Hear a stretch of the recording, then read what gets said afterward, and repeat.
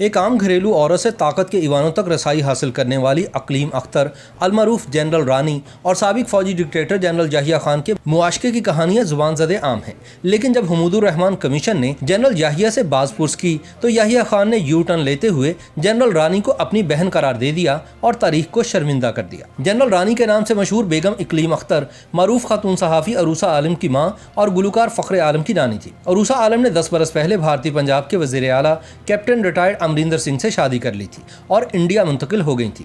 General رانی کا انتقال 1 جولائی سن 2002 کو لاہور میں ہوا، تاہم پاکستان کی سیاسی تاریخ میں آج بھی ان کا نام کئی حوالوں سے زندہ ہے۔ یہ اقلیم اختر رانی کون تھیں اور انہیں پاکستان کی طاقتور ترین خواتین میں سے ایک کیوں کہا جاتا ہے؟ حالانکہ نہ تو وہ کوئی سیاستدان تھی اور نہ ہی کسی نوابی یا جاگیردار خانوادے سے ان کا تعلق تھا، اور نہ ہی ان کا واسطہ ادب یا شو بزنس سے تھا۔ اس پراسرار کردار کا اصل نام تو اقلیم اختر رانی تھا، لیکن وہ ملک کے گوشے گوشے میں جنرل رانی کے نام سے مشہور ہوئیں۔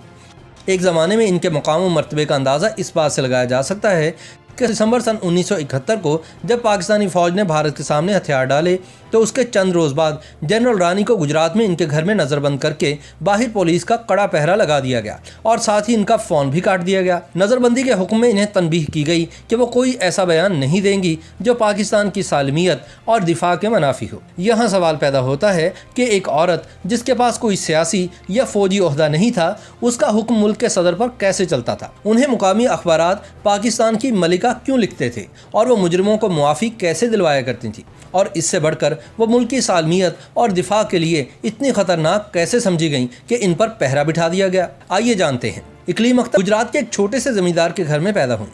کچھ عرصہ تو وہ اسکول جاتی رہیں مگر میٹرک پاس نہ کر سکیں۔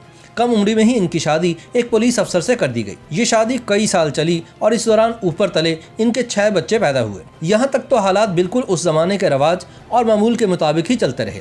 اس کہانی میں یک لخت ایک ایسا موڑ آیا جس نے سارا پلاٹ تلپٹ کر دیا۔ 60 کی دہائی کے اوائل کا ذکر ہے کہ اقلیم اختر اپنے خاوند کے ساتھ مری کی مشہور مال روڈ پر چہل قدمی کے دوران چہرے سے نقاب ہٹانے پر اپنے خاوند کے عتاب کا نشانہ بن گئے اور اس نے اقلیم پر ہاتھ اٹھا دیا۔ اپنے ایک انٹرویو میں اقلیم اختر نے بتایا تھا کہ بس یہی وہ لمحہ تھا جس نے ان کے اندر بغاوت کا شعلہ بھڑکا دیا۔ اپنے خاوند کی حرکت سے انہیں اتنی ذلت محسوس ہوئی کہ انہوں نے وہیں اپنا برقع نوچ کر مری کی مال روڈ پر پھینک دیا۔ اقلیم اختر رانی نے اسی وقت تہیہ کر لیا کہ اب وہ کسی کی بیوی بن کر نہیں رہیں گی بلکہ اپنی مرضی کی زندگی گزاریں گی۔ اسی انٹرویو میں انہوں نے یہ بھی بتایا تھا کہ میں نے سوچ لیا تھا کہ میں مردوں کو انہی کے کھیل میں شکست دوں گی۔ میرا خاوند پولیس میں تھا، اس لیے میں نے بہت سے طاقتور مردوں کو دیکھا تھا۔ اس دوران مجھے احساس ہو چکا تھا کہ تمام طاقتور مردوں کو اپنی بھڑاس نکالنے کی ضرورت محسوس ہوتی ہے، اور یہ بھڑاس کسی بستر کے ساتھی کی صورت میں بھی نکل سکتی ہے۔ مرد کا عہدہ جتنا بڑا ہوگا اس کی یہ ضرورت بھی اتنی ہی شدید ہوگی۔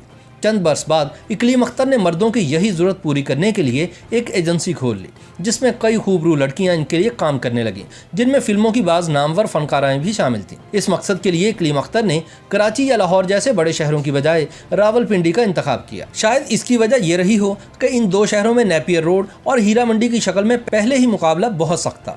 ویسے بھی راولپنڈی فیصلہ سازوں کا شہر تھا اور اقلیم اختر وہاں تعلقات بنانا چاہتی تھی۔ سابق آئی جی پنجاب سردار چودھری کے مطابق جنرل یحییٰ خان اور جنرل رانی کی پہلی ملاقات سیالکوٹ میں ہوئی تھی، جہاں اقلیم اختر عرف رانی کمبائنڈ ملٹری ہاسپٹل میں زیر علاج تھی۔ پھر ان کی ملاقات راولپنڈی میں ناو نوش کی ایک محفل میں ہوئی اور گویا چنگاریاں بھڑک اٹھی۔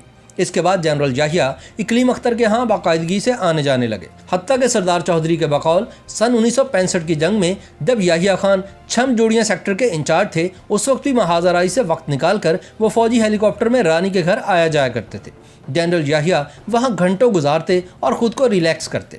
جلد ہی ایوب خان نے اقتدار کی باغیں یحییٰ خان کو سونپ دی اور خود گوشہ عافیت میں چلے گئے، جس کے بعد یحییٰ خان نے ملک میں دوسرا مارشل لا نافذ کر دیا اور ملک کے سیاہ و سفید کے مالک بن گئے۔ جنرل یحییٰ کا ستارہ بلند ہوا تو بیگم اقلیم کے اختر بھی اوپر اٹھتے چلے گئے۔ یہی وہ زمانہ ہے جب اخباروں میں ان کا تذکرہ ہونے لگا۔ کہا جاتا ہے کہ جس بڑی شخصیت کو اقلیم اختر نے جنرل یحییٰ خان سے متعارف کروایا وہ میڈم نور جہاں تھی۔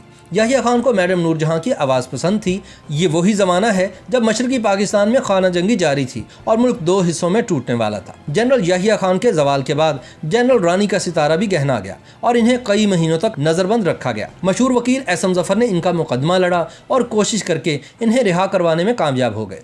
वो अपनी किताब मेरे मशहूर मुकदमे में लिखते हैं कि जनरल रानी को जुल्फ़िकार अली भुट्टो पर बड़ा गुस्सा था कि इनके दौरे हुकूमत में मेरे साथ ये सलूक क्यों हो रहा है। उन्होंने एहसन जफर को एक ख़त में लिखा कि मेरी दोस्ती याहिया खान से ज़्यादा तो जुल्फ़िकार अली भुट्टो साहब से थी।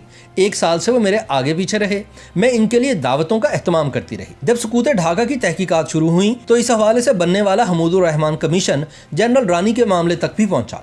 जब कमीशन ने याहिया खान से जनरल रानी के बारे में सवाल किया तो उन्होंने तारीखी यूटर्न लेते हुए कहा कि मैं रानी के ख़ानदान को उस वक्त से जानता हूं जब मेरे वालिद आगा सआदत अली की बतौर एसपी गुजरात पोस्टिंग हुई थी। जहां तक इकलीम अख्तर उर्फ जनरल रानी की बात है तो वो मेरी बहन की तरह है। जनरल याहिया ने हमीदुर रहमान कमीशन के सामने जनरल इकलीम अख्तर उर्फ रानी को अपनी बहन तो करार दे दिया, लेकिन साबिक IG पुलिस सरदार मोहम्मद चौधरी ने अपनी आप बीती जहान हैरत में कुछ ऐसा लिखा है जो इनके इस दावे की मुकम्मल नफी करता है। सरदार चौधरी लिखते हैं, शाह ईरान सरकारी दौरे पर पाकिस्तान आए हुए थे। जब इनकी वतन वापसी का वक्त आया तो सदर याहिया खान अपने कमरे से बाहर आने का नाम नहीं ले रहे थे।